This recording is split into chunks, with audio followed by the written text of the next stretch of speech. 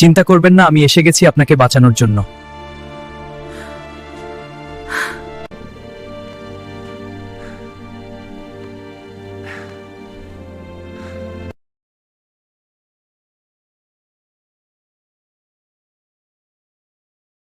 আচ্ছা বন্ধু, তোমার পরিবার কোথায়? আমার পরিবার?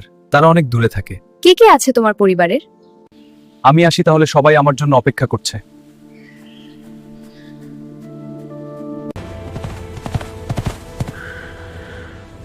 ভয় পেও না, আমি এসে গেছি। Not today!